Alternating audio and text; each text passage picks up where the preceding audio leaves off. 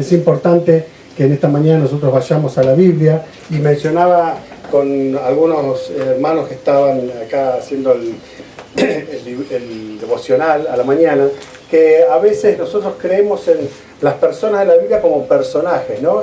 Y tenemos costumbre de decir, vamos a ver un personaje en el día de hoy. En realidad ninguno de nosotros es un personaje, ¿o no? Que algunos se comportan con un personaje, ¿no? El personaje es un distractivo, es algo que no es real, es una actuación. Por lo tanto, la Biblia no tiene personajes, tiene personas. Y esas personas nos enseñan a nosotros y nos dan la pauta de que ninguno de nosotros y ninguno de ellos pudieron y ninguno de nosotros podemos sin Dios. No hay forma.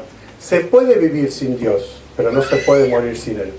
Si morimos sin Dios, nosotros estamos completamente perdidos. Si vivimos con Dios, estamos ausentes de las bendiciones de Dios para nuestra vida. Ahora, ¿cuál era el personaje que tuvieron ustedes en el devocional hoy? Creo que todo José, ¿no? José era el gran personaje, pero si nosotros lo tomamos aislado a José, bueno, la verdad que José era una persona maravillosa, no tenía problemas, no tenía dificultades, nunca tuvo un sismo en su vida, le fue todo bien. No es verdad eso, ¿no es así? La Biblia es muy clara. Nosotros empezamos a leer la vida de José ya en el capítulo 35, su madre muere, su abuelo muere, siguen camino ellos, él se queda con su padre y con sus madrastras y con sus hermanos, que no eran todos hermanos de padre y madre, el mismo padre y la misma madre, eran de diferentes madres. Y entonces ahí era medio complicado el vivir. Sus hermanos tenían una mala imagen, ¿no es cierto?, porque se comportaban mal. Y él era el único que había llevado su corazón delante de Dios. ¿Tenía cuántos años, José? 17 años. Fíjense que fue tan importante la vida de José, que José hace crecer al pueblo de Israel. Por José, él ni se enteró de esto. ¿Cuántas personas entraron de la tierra de Canaán a Egipto? Cuando él, ¿se acuerdan que manda a llamar a su padre y a sus hermanos que se vengan a Egipto? ¿Para qué? Para que puedan comer, para que puedan alimentarse. ¿Por qué? Porque en la tierra de Canaán había mucha hambre. Entonces entran 70 personas, vienen 70 personas. Y esas 70 personas que quedan ahí en Egipto, pasa esa historia, esa generación. José también muere, pero después toda la familia y todos los descendientes de Jacob, ¿no es cierto?, con todos sus hijos y también con todos sus nietos, todos sus descendientes, viven en la esclavitud 430 años. ¿Ustedes se imaginan vivir en la esclavitud de 430 años? Ninguno de ustedes va a vivir, yo tampoco, tanto tiempo. Pero de generación en generación, ellos vivieron en la esclavitud. ¿Y saben lo que se pudiera haber preguntado ellos? ¿Qué le sirvió a José ser temeroso de Dios? Primera pregunta, ¿o no? Porque toda la familia, aún los hijos de José, quedaron ahí, esclavos en Egipto. Los primeros años no pasaba nada porque estaba José, y cuando muere el faraón, el cual había estado con José y lo había puesto como segundo del reino, ahí se olvidaron de quién era realmente José y qué es lo que José había hecho por Egipto. La fragilidad del corazón humano es muy grande. La fragilidad de nuestra mente es muy grande. Nos olvidamos muy pronto de las cosas buenas, ¿no es cierto?, de quién hizo algo bueno por nosotros. Pero fíjense que cuando seguimos adelante nosotros vamos a poder ver que el pueblo de Israel no solamente que vivió 430 años esclavos, sino que también después estuvo 40 años en el desierto, vagando, errante, en un tramo de una travesía que podía haber durado, si salía más o menos 1 millón a 2 millones de personas, ese recorrido, no sé, 2-3 semanas, no mucho más. Un año podría haber durado asentándose, no apurándose, yendo todos despacio, porque salieron mucha gente, más de 1,5 millones de personas. Algunos dicen que salieron hasta 2,5 millones de personas, pero lo importante, se desprende justamente del Pentateuco, ¿no? Porque dice que solamente los varones mayores de 20 años hasta los 40, 50 que podían ir a la guerra eran 600.000 hombres. O sea, súmenle los niños, los adolescentes, los menores de 20, súmenle los mayores de 50, los ancianos, las ancianas, eran más de 1,5 millones, 2 millones de personas, sin contar tampoco las mujeres que no podían salir a la guerra. Por lo tanto, eran más de 1,5 millones, 2 millones de personas. Pero fíjense que eso tampoco a ellos les sirvió de mucho en apariencia. ¿Por qué? Porque ellos caminaron errante en el desierto por no haberse preparado. Tuvieron 430 años para aprender de la esclavitud. Y cuando salen de la esclavitud de Egipto, ¿qué dicen? me trajiste acá al desierto para matarme de hambre, y se empiezan a rebelar contra Dios. No era la rebelión contra Moisés, era contra Dios. Y lo mismo nos pasa a nosotros también. Por eso que en esto de la prevención, jóvenes, miren, yo no creo que ninguno sea más grande que yo en este lugar. Creo que soy el más grande de todos. Tengo 58 años, cumplido hace muy poco. Y creo que puedo darle la experiencia de lo vivido, de lo mal vivido y lo del buen vivir. Le puedo dar la experiencia de desobedecer a Dios, obedecerlo. Cuando uno lo desobedece, el resultado es justamente no la maldición, sino el resultado de mis propios hechos, haber elegido por propia cuenta. Bueno, hacete cargo, Marcelo, vos elegiste, vos quisiste hacer esto. Y entonces uno, cuando le aconseja a los hijos, mis hijos ya son grandes, ya les decía ayer, mi hija de 27, Natilla, y mi hijo de 32, Nadir, uno les aconseja desde la niñez, desde la adolescencia. No hagas esto, no hagas los otros, no te va a ir bien, mirá lo que dice la Biblia, mirá lo que aconseja Dios. Y a veces en la juventud, ¿cómo lo toman ustedes? Sinceramente, díganmelo en voz alta, ¿cómo lo toman? Este es muy fanático. Qué fanático que es este viejo, ¿no? ¿No lo toman así? O no, algunos dicen, no, la verdad que tiene razón. Pero son muy pocos los que ponen su mirada justamente en la voluntad de Dios. Por eso que la prevención tiene que ver claramente con la voluntad de Dios. ¿Qué quiere Dios para mi vida? ¿Alguien sabe de memoria el Salmo 138, versículo 8? Que no sean los que están a cargo del campamento. ¿Alguien sabe de memoria? Jehová cumplirá su propósito en mí. Dios va a cumplir su propósito en mí. Pero lean todo el capítulo, o sea, todo el Salmo, y hay condiciones. No apartarme de Él, no apartarme de su presencia, no apartarme de su voluntad, no apartarme de su palabra. Hay condiciones que Dios va poniendo. Cuando nosotros vemos que puede haber, no sé, en Buenos Aires no hay temblores, como acá los tienen seguidos, ¿no? Leves, pero los tienen. Nosotros no sabemos lo que es un temblor en Buenos Aires, no tenemos idea. Usted nos dice un sismo, ¿qué es un sismo? No tengo idea qué es un sismo.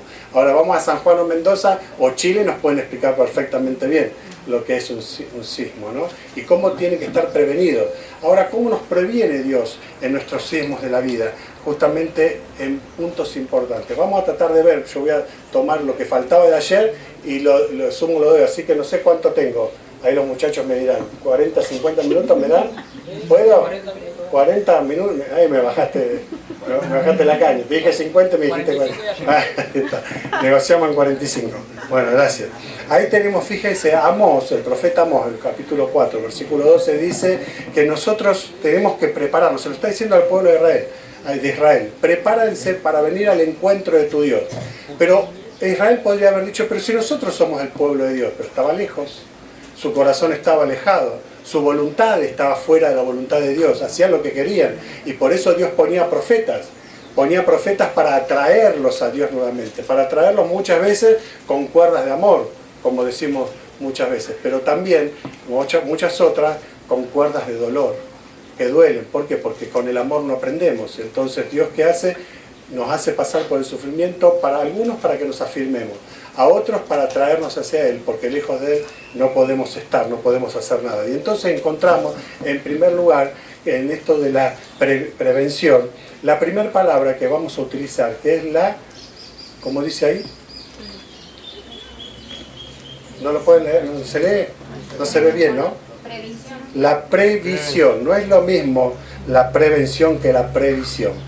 La previsión es que yo voy a estar alerta y preparado, ¿sí? Previendo para que no me pase lo mismo. Cuando me pase algo que nunca pasé, yo tenga que estar con una previsión, con un sustento, con algo que a mí me ayude a poder solventar aquel momento o poder enfrentar aquel momento.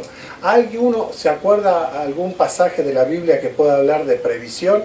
¿Se acuerdan ustedes cuando los discípulos suben a la barca con el Señor? Ellos podían prever de que la tormenta no viniera. ¿Había forma?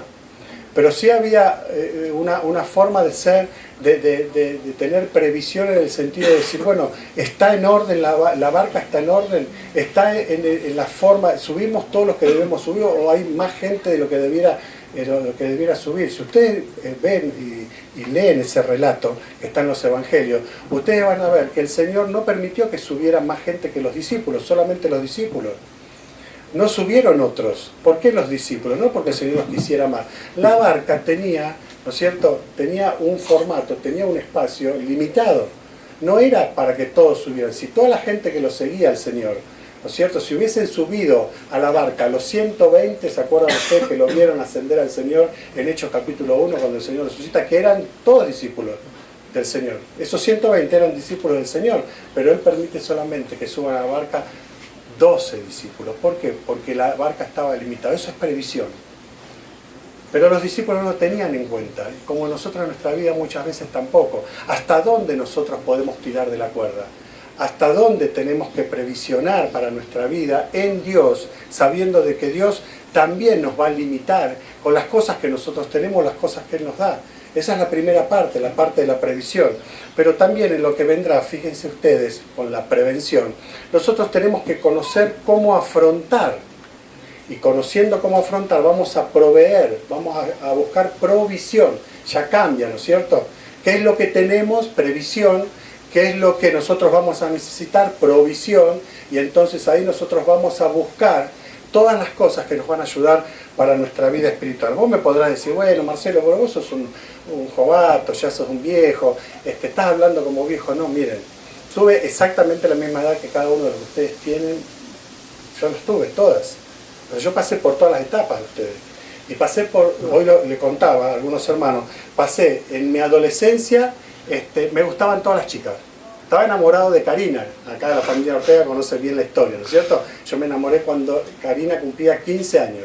Yo era inconverso. La conozco en la calle, ¿no es cierto? Íbamos con una tía mía en el auto, y mi tía habla con ella porque era vecina, y yo dije, con esta chica me caso. Yo era inconverso, estaba en otra, yo tenía 14 años, ella 15. Me lleva 4 meses.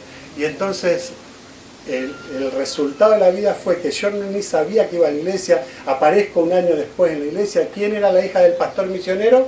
Karina. Entonces nos hacemos amigos, pero a mí me gustaban todas las chicas.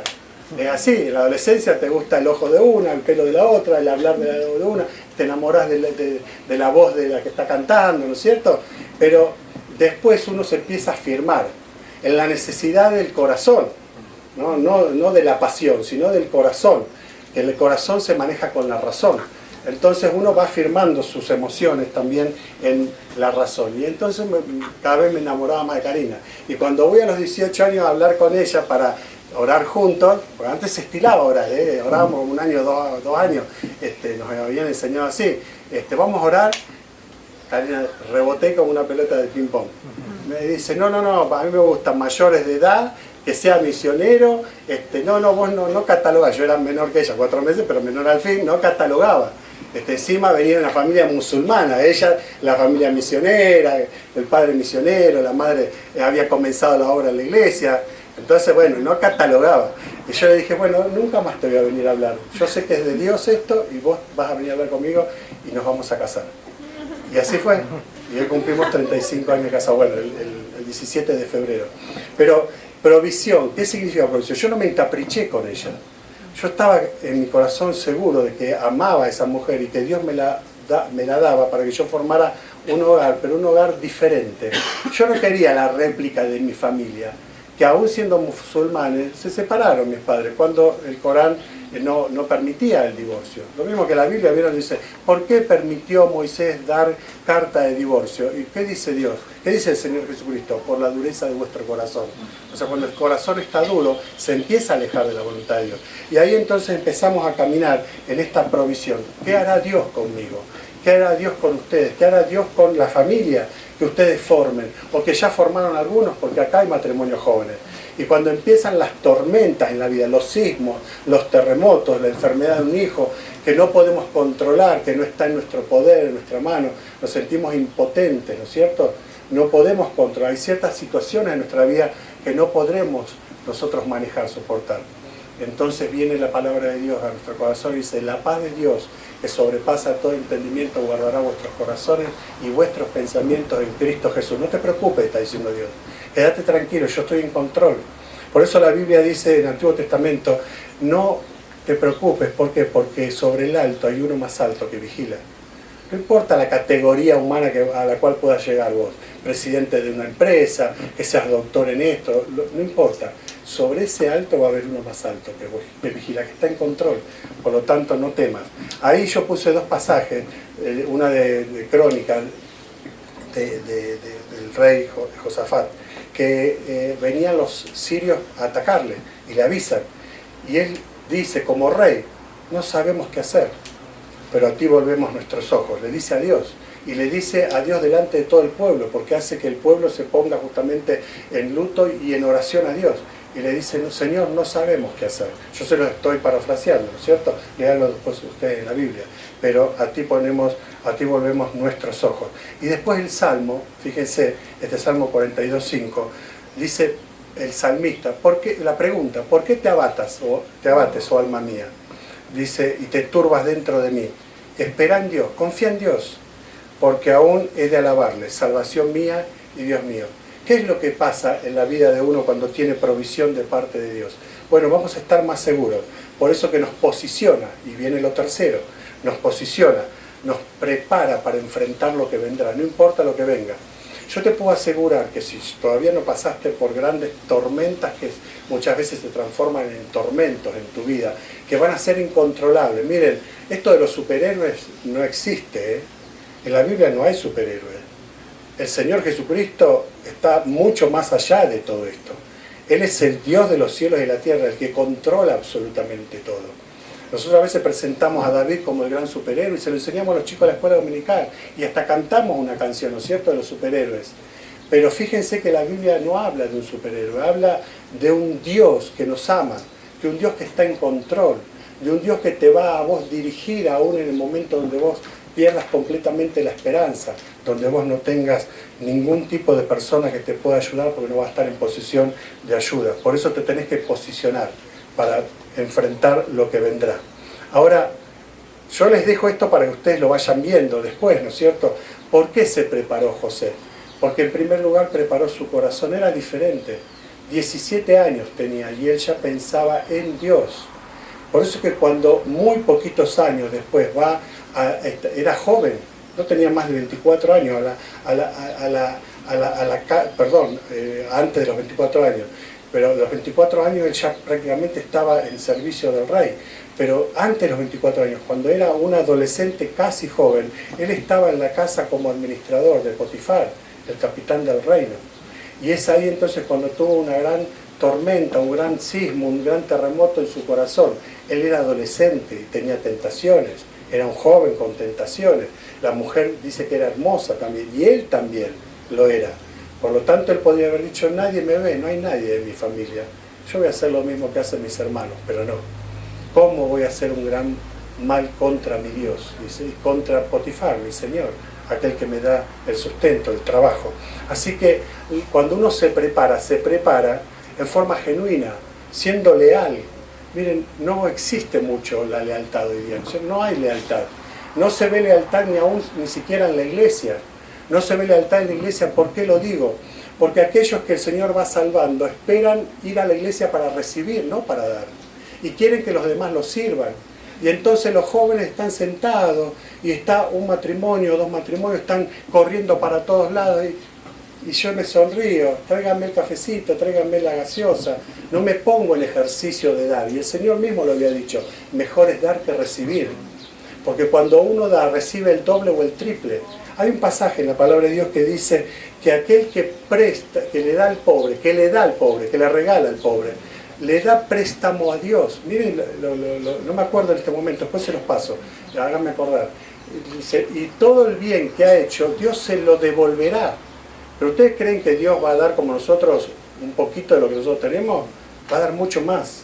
Por eso es que nosotros tenemos que hacer el ejercicio esto de estar preparados para lo que vendrá, pero con un corazón generoso, no egoísta, pensando para nosotros. Por eso pensaba en José, voy a saltar los otros personajes, que hay dos mujeres ahí también, porque vieron que las chicas siempre hablan de los varones, no, ahí hay dos personajes que puse, que son Abigail y también Ruth, ¿no es cierto? Dos personas maravillosas, dos mujeres maravillosas que la Biblia habla y relata de ellas. Ahora, hablamos de, en primer lugar, provisión, ¿no es cierto?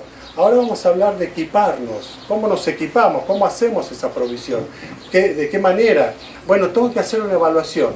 Para hacer una evaluación tengo que diagnosticarme. Yo mismo me tengo que diagnosticar. ¿Cómo te podés diagnosticar? ¿En qué condición te encuentras o te encontrás como hijos de Dios? ¿En qué condición me encuentro? Esto que yo se los traigo a ustedes acá, hoy, a ustedes, ya lo hice conmigo, si no, no tendría sentido que yo haga un mensaje para ustedes. Esto lo hice conmigo. ¿En qué condición me encuentro ante Dios? Y ser genuino.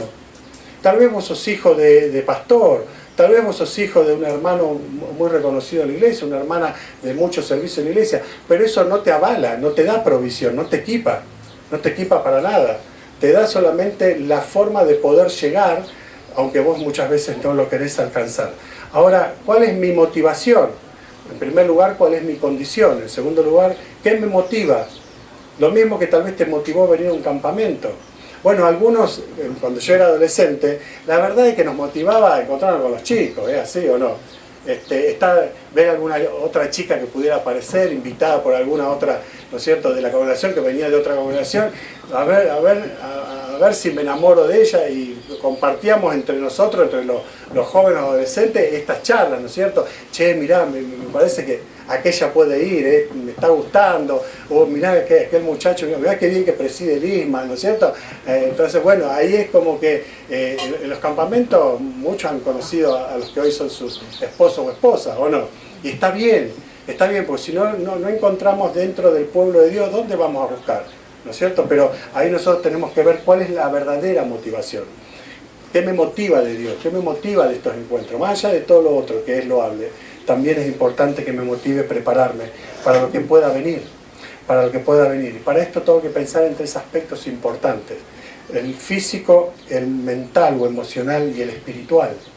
Tengo que pensar, no puedo pensar en uno solo, tengo que pensar en estos tres aspectos, en qué condición me encuentro. Y esto se los voy a dejar después para que ustedes lo puedan leer tranquilo en sus casas, se los dejo ahí a los chicos de multimedia para que se los puedan pasar a aquellos que lo quieran. Físicamente, ¿no es cierto?, ¿qué desórdenes hay? Si estoy descuidando mi cuerpo, si no lo estoy descuidando, porque esto también es importante para Dios, es parte del equipamiento que yo tengo que tener para previsionar y para provisionarme justamente de las cosas que Dios quiere para mi vida. Mentalmente, ¿cómo cultivo mi mente? ¿No es cierto? ¿Con qué cosas cultivo la mente? Hoy tienen ustedes algo que es maravilloso, pero un arma de doble filo. ¿Qué son? Las redes sociales, todo lo que es la internet, que en mi adolescencia no existía, ni se pensaba esto. Jamás era ver un celular, era escribirnos cartas. Con Karina, cuando estábamos orando, yo estaba viviendo en Brasil y Karina me escribía una carta, me llegaba a los 2 meses. Y cuando yo le escribía a la otra, llegué yo primero, volví a la Argentina primero que la carta. Hoy no, vos estás en la China uno y se enamora un chino de un argentino, de una argentina, y bueno, después dice, bueno, vamos a planearnos, nos encontramos y nos casamos directamente. Cambió mucho la sociedad, ¿no es cierto? Pero tenemos que ver que esta mentalidad que nosotros cultivamos sea un pensamiento que salga de lo que Dios quiere para nuestras vidas. Cuentas ahí, ¿no es cierto? Cómo cultivamos lo físico, qué hábitos tenemos en cuanto a lo mental, qué pensamientos tengo, cómo estoy cultivando mi cabeza, con qué cosas, qué hábitos debo cambiar. ¿Por qué? Porque estoy diagnosticando en qué posición está, si estoy aprovisionando, si me estoy equipando de realmente lo que Dios quiere, o me estoy ocupando y equipando de cosas que sé que me va a hacer mal, me va a destruir. Espiritualmente estoy en una búsqueda espiritual, realmente estoy en una búsqueda espiritual. Hace muy poco hablaba con una joven, bueno, 25 años más o menos, que no es del Señor, y me dice, yo estoy en una búsqueda espiritual. Ah, qué bueno. Bueno, sí, estoy incursionando un poco por el budismo, ahí por todas las filosofías orientales. Qué bueno, le digo, porque uno tiene que reconocer que la persona está tratando de buscar, ¿no es cierto? Y la persona tiene interés, pero ¿qué tiene que aparecer en el medio? Alguien que la direccione bien, alguien que la pueda ayudar, porque si no puede llegar a cualquier puerto. Ahora, cuando nos equipamos, lo primero que tenemos que hacer es alimentarnos. Los tenemos que alimentar, justamente debo detectar las necesidades para alimentarme. La gula, cuando una persona come mucho, eso se transforma, se llama gula. Y entonces lo que llega a pensar uno es que nos estamos sobrealimentando de algo que me va a hacer mal. Entonces con lo espiritual, con lo mental, con lo físico pasa exactamente lo mismo. Yo di un ejemplo físico, ¿no es cierto? Material.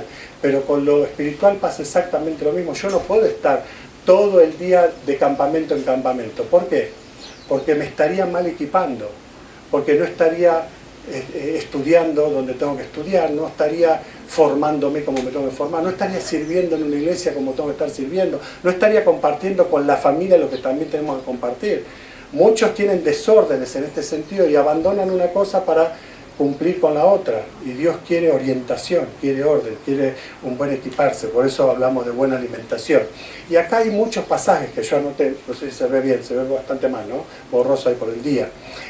Fíjense, Pablo le dice a Timoteo, que ya era pastor, Timoteo ya era pastor, estaba en la iglesia en Éfeso, dice: huye de las pasiones juveniles, los impulsos incontrolables. O sea, no es solamente para el nuevito, está hablando para aquellos que estamos en el servicio, aquellos que están tocando música, aquellos que cantan, aquellos que están predicando, aquellos que están a cargo de personas también, aquellos que ya llegaron supuestamente a una altura espiritual que vos decís, no puede ser tentado esta persona. Sí, sí, todos somos tentados en forma permanente con diferentes tipos de tentaciones, pero todos estamos tentados al mal por Satanás. 1 Corintios 6 dice justamente una clara orden de Dios: huyan de la fornicación, huir de la fornicación, porque todo pecado cometido en el cuerpo, ¿no es cierto?, hace que nosotros estemos insultando al Espíritu Santo dentro de nuestro, que vive dentro de nuestro. Todo pecado fuera de la fornicación o el adulterio está fuera del cuerpo, es grave igual, la gravedad es igual, pero el resultado de ese pecado es completamente más grave que otros pecados. Mateo 7 lo dice también clarito: guárdense de los falsos profetas, de los falsos enseñadores, los que escriben libros de autoayuda, cristianos también. Hay muchos libros cristianos de autoayuda: vamos que vos podés, vamos que tu juventud te va a dar fuerza. No es lo que la palabra de Dios enseña. No es en las fuerzas de uno, sino en las fuerzas de Dios. Efesios 6:10 lo dice clarito: fortaleceos en el Señor y en el poder de su fuerza, no en lo que yo quiero y yo puedo, sino en lo que Dios quiere y puede. Bueno, y así cada uno de los pasajes que yo anoté aquí para que ustedes puedan también llevárselo y poder meditar, ¿no es cierto?, en estos pasajes. Pero termina esta parte, ¿no es cierto?, de alimentarnos. Dice Romanos 12:1: presenten sus cuerpos en sacrificio vivo, santo, que sea agradable a Dios, no desagradable. No hay peor cosa que comer algo que es desagradable. No sé si les pasó alguna vez comer una comida desagradable. A mí me ha pasado muchas veces. Y tuve que tragar con mucha agua esa comida. ¿Por qué? Porque era incomible. Bueno, a veces nosotros nos presentamos a Dios de esa manera, de la misma forma, desagradables, con vidas que desagradan, con formas de vida que desagradan a Dios. Y Dios es tan bondadoso, tan bueno, que como somos sus hijos, no nos va a despreciar. Él nos va a señalar lo malo y nos va a decir: mira, Marcelo, te estás perdiendo de las bendiciones que tengo para vos. Yo soy tu Padre Celestial y tengo para vos preparadas las bendiciones que vos no estás disfrutando, no estás aprovechando. Terminando, alimentar lo físico, alimentar el alma. ¿Cómo alimentás el alma? Yo no quiero preguntar a ustedes cuántas horas por día le dedican al estudio bíblico. Voy a bajar. ¿Cuánto tiempo dedican a leer la Biblia? No me lo digan, porque no quiero exponer a nadie, no me lo digan. Pero no es verdad que no tengo ganas de leer la Biblia. Hay un hermano en mi iglesia, no voy a decir jamás el nombre, por supuesto, en ningún lado de nadie, me dice: yo no sé cómo haces vos para estudiar tanto la Biblia, que te gusta estudiar tanto la Biblia. Probá, le digo yo, empezar a leerla y vas a ver que vas a querer saber más y vas a querer escuchar más la voz de Dios y vas a ver que cuando lees la Biblia vos la querés escudriñar, la estudiar, empezás a escarbar. ¿Y por qué esto? ¿Y por qué dijo esto? ¿Y por qué pasó esto? Y en la historia, ¿por qué el desarrollo de la historia del pueblo de Israel se dio de esta manera? O el desarrollo de la historia de la humanidad se dio de esta o cual manera. Y uno empieza a incentivarse. ¿Por qué? Porque es Dios mismo que pone en el corazón ese pasaje tan claro que el salmista dice: oh Dios, cuánto amo yo tu ley, ¿no es cierto? Es ella mi meditación de día y de noche. O sea, uno dice: pero qué fanático que este cristiano, diría. Es muy fanático de ese hermano, ¿no es cierto?, de ese que ha escrito justamente la palabra de Dios. Evita aquellas cosas que te hacen mal, alimenta el alma. Los pensamientos dice que eran de continuo el mal en Génesis 6:5, y por eso Dios destruye. No sé si tu pensamiento es continuamente lo malo, porque no creo que como hijo de Dios permanentemente tu pensamiento sea así. Desarrollar, ¿no es cierto?, la mente de Cristo. Pablo lo escribe clarito, ¿no es cierto?, en 1 Corintios 2:16, dice: ahora tenemos la mente de Cristo. Practicar, Filipenses 4:8, todo lo que es verdadero, todo lo honesto, todo lo justo, todo lo puro, todo lo amable, todo lo de buen nombre, en esto pensá. ¿Rechazá qué? Rechazar personas que son avaras, que son egoístas, que simplemente piensan para sí. Rechazarlas en el sentido de que no pases mucho tiempo con ellos. No la rechaces en el sentido humano, ¿no es cierto? De, bueno, yo soy más bueno que vos y entonces no me junto con vos. No, rechazar en el sentido de la forma de vida que tiene esa persona. Corregí aquello que está deficiente en tu vida. Si hay algo corrompido en tu mente, que sale de la boca también, ninguna palabra corrompida salga de tu boca. Ahora, también tenés que alimentar el espíritu. Cuando uno alimenta el espíritu, bueno, el corazón está mejor equipado y uno aprende a recibir los terremotos de la vida, ¿no es cierto? Hablando de sismos, como los hermanos lo han propuesto. Yo hablo mucho de las tormentas de la vida, ¿no? Pues en Buenos Aires hay mucha tormenta, entonces acá se habla de sismo, allá se habla de tormenta. Cuando vienen las tormentas y la barca parece hundirse, ¿no es cierto? Bueno, uno está preparado. ¿Por qué? Porque el grito viene permanentemente: Señor, sálvanos que perecemos. Pero bueno, siempre se da cuando estamos bien alimentados, y el espíritu es parte de este alimento. El espíritu nos alimenta. ¿Y cómo viene ese alimento? De lo alto. Porque cuando hay alimento de la Biblia viene de lo alto, porque es palabra de Dios. Y entonces nosotros aprendemos a comprender que toda sabiduría que viene de Dios es como dice Santiago, capítulo 3, versículo 17. Esa sabiduría es pura, ¿no es cierto? Es pacífica, amable, benigna, llena de misericordia, de buenos frutos, sin incertidumbre ni hipocresía. Pero también ese equipamiento del Espíritu tiene que ver con el poder de Dios. 1 Corintios 2.5, que también está puesto ahí. Nuestra fe está fundada en el poder de Dios, dice ahí. No está fundada en los hombres, no está fundada en el hermoso grupo de jóvenes que hay acá.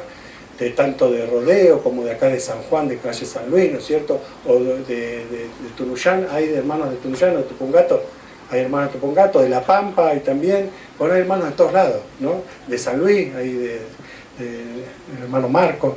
Pero fíjense ustedes que también dice: las palabras de la boca del sabio tienen gracia.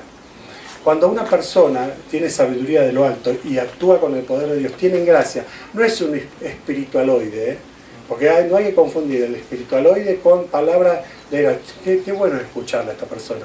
Qué bien que me hace estar al lado de este amigo, ¿no es cierto? Qué bien que nos hace justamente en el momento donde hay un terremoto alrededor y este amigo me da la mano. ¿Por qué? Porque justamente me he equipado de personas que son espirituales y me rodean de esta manera y me pueden ayudar. Ahora, también dice que parte del equipamiento que uno tiene espiritualmente es rodearse no solamente de buenas personas, de personas sabias, sino que hay que ser humilde. El humilde de espíritu sustenta la honra. Cuando nosotros somos soberbios, creemos que tenemos un concepto, que somos más que otro, no estamos alimentando el espíritu, por el contrario, estamos creyéndonos que podemos afrontar cualquier situación sola. ¿Cuál es uno de los consejos que ustedes saben son de San Juan y Mendoza? Que dan siempre cuando hay terremotos. ¿Qué tenés que hacer? Tenés que prever una solución para quienes, los que te rodean, tu familia, ¿no es cierto? Ponerlos al resguardo. O sea, pensar en el otro, no en uno mismo. Pensar en el otro, pensar en comunidad y actuar en grupo, actuar en comunidad. Nunca el consejo va a ser arreglátela sola y correr, empezar a correr. Jamás ningún consejo va a ser correr solo, ¿no es cierto? Por el contrario, dice, no corras, ponete al resguardo, ponete debajo de una mesa, ¿no es así? Ponete debajo de un lugar donde pueda estar resguardado o en el marco de una puerta. ¿Por qué? Porque hay personas que ya pasaron por eso y entonces han instruido para que la gente del día puedan prevenirse y puedan aprovisionarse y se puedan equipar. Bueno, con la Biblia lo espiritual pasa exactamente lo mismo. No te dice andate solo, corre solo, huí solo con la tormenta. Cuando venga la tormenta o el sismo o el terremoto en tu vida, te la vas a arreglar sola. Por el contrario, siempre será con personas de las cuales vos te nutriste, con las cuales vos empezaste a crecer, con las cuales vos te conducís sabiamente y por supuesto conducirnos en el temor de Dios. Ahora ya terminé. Cuando nosotros pensamos, ¿no es cierto? Volvemos a José, que era lo primero. ¿Cómo actuaba José? Y vamos a terminar leyendo algo que está en condescendencia justamente con lo que vieron hoy, ¿no es cierto? En Génesis, capítulo 38. versículo 37-28, perdón, Génesis 37-28. Dice que José era, bueno, ya lo vieron hoy seguramente, ¿no? Era odiado por sus hermanos y ellos querían desprenderse de él, y entonces pasan los madianitas, mercaderes, lo sacan del pozo de donde lo habían tirado, de la cisterna, a José, y lo traen arriba para que los madianitas, los compradores de esclavos, lo compraran y lo vendieron por 30 piezas de plata. Dice ahí claramente, ¿no es cierto? Por 30 piezas de plata. Y entonces lo llevan a, 20 piezas de plata, y lo llevan, gracias, Leo, estás atento, gracias, Leo. Por 20 piezas de plata, y lo llevan a Egipto, y ahí empieza la nueva vida de José. Pero cuando vamos a los últimos capítulos de Génesis, cuando José habla de sí mismo y lo que había vivido, todos estos sismos en los cuales sus hermanos lo metieron, ¿no es cierto? Otras personas ajenas a él lo metieron. Aún estando con Faraón, él tuvo diferentes dificultades. Él siempre pensó lo mismo. Había dos cosas importantes. Dios proveía a José y prosperaba todo lo que José hacía. Y él reconoce, dice, no fue la idea de ustedes, Dios me trajo a esto. Dios planificó mi vida. Dios estuvo en control permanentemente. Y lo que decía el Salmo 138, versículo 8, Dios cumplirá su propósito en mí, es lo que pensó José. En ese entonces no estaba escrito el Salmo, pero él sabía de la voluntad de Dios, conocía que Dios siempre estaba en control. Y de que cualquier persona, que cualquier otro pudiera elubrar la perdición, la maldición hacia esa persona, el control malicioso hacia esa persona, el abandono, ¿no es cierto?, el mal actuar de su padre, el mal actuar tal vez de su familia, no importa, que te puede pasar a vos también, Dios siempre estará en control a pesar de, porque Él es el que controla, porque es el que vigila, el que vela por nuestras almas. Él es el que está en control de nuestra vida, siempre y cuando nosotros quisiéramos que Él esté en control. Ahora, la última pregunta que te hago para orar, terminar orando. ¿Vos querés que Dios esté en control en tu vida? ¿Vos deseás que Dios esté en control en tu vida? ¿Vos creés que Dios puede estar en control en tu vida? Si lo deseás, si lo querés, si lo anhelás, lo único que tenés que decirle es, Señor, acá estoy. Me pongo en tus brazos. El salmista dice en el Salmo 91, el que habita el abrigo del Altísimo morará bajo la sombra del Omnipotente, el cuidado, la protección del Omnipotente. Oramos al Señor, nos ponemos de pie, por favor, para orar. Padre bendito, en esta mañana estamos agradecidos una vez más, porque la sencillez de tu palabra habla en nuestros corazones. Sabemos, Señor, que en ti nosotros no solamente tenemos plenitud, como dice la carta a los Colosenses, en ti estamos completos, en Jesucristo estamos completos, no necesitamos otra cosa, y sabemos que Él proveerá, que tú proveerás todas las cosas que nosotros necesitamos para caminar, para disfrutar, para vivir en victoria, para poder cumplir tu propósito en nuestras vidas y para honrarte a través de nuestras vidas, sabiendo, Señor, que el propósito supremo por lo cual hiciste a esta humanidad es para que esta humanidad te glorifique. Lo que nunca han podido hacer los hombres es glorificarte, pero nosotros lo queremos hacer. Que tú nos ayudes, que tú nos bendigas y que también nos orientes para poder equiparnos, para poder aprovisionarnos, para poder ser previsibles, Señor, en las cosas que pueden venir. El antes es importante, Señor, porque nos avisa lo que puede venir y nos equipa también para que lo que vendrá, Señor, nosotros podamos saber cómo afrontarlo. Te lo pedimos agradecidos en el nombre de Cristo Jesús. Amén.